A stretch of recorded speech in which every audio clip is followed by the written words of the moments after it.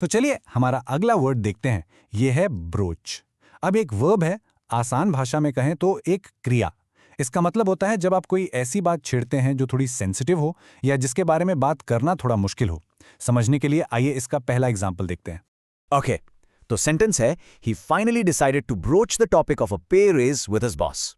देखा, अपने बॉस से सैलरी बढ़ाने की बात करना थोड़ा मुश्किल टॉपिक है ना? तो उसने हिम्मत करके ये टॉपिक ब्रोच किया, यानी शुरू किया। चलिए एक और एग्जाम्पल से इसे और अच्छे से समझते हैं। ये वाला सुनिए। She was afraid to broach the subject of their future together. Relationship में फ्यूचर की बात करना ये भी एक सेंसिटिव मामला हो सकता है, इसलिए वो डर रही थी इस सब्जेक्ट को ब्रोच करने से। आई एम श्योर अब आपको इसका मतलब काफी हद तक समझ आ रहा होगा। एक आखिरी एग्जाम्पल देखते हैं और फिर सब कुछ बिल्कुल क्रिस्टल क्लियर हो जाएगा।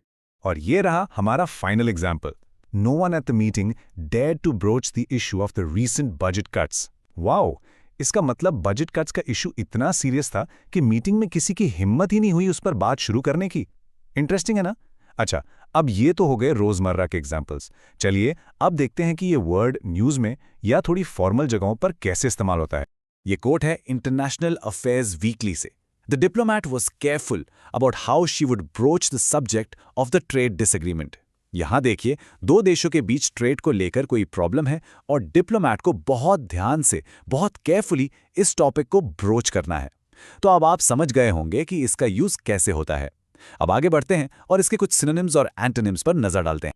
तो ब्रोच के सिनोनिम्स यानी समानार्थी शब्द वो हैं जिनका मतलब लगभग सेम होता है, जैसे कि इंट्रोड्यूस, रेज या ब्रिंग अप।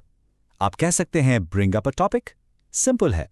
और अब इसके एंटोनिम्स यानी इसके विपरीत शब्द या उल्टे वर्ड्स वो हैं अवॉइड यानी बचना, सप्रेस यानी दबा देना और डॉज यानी टाल जाना। देखा, एक तरफ है बात शुरू करना और दूसरी तरफ है बात से बचना। काफी आसान है। तो ये था हमारा आज का वर्ड ब्रोच। आई होप आपको अच्छे से समझ आ गया होगा। बस आज के लिए इतना ही। अब हम मिलेंगे अगले वीडियो में एक नए वर्ड के साथ। तब तक keep learning, happy learning. Bye bye.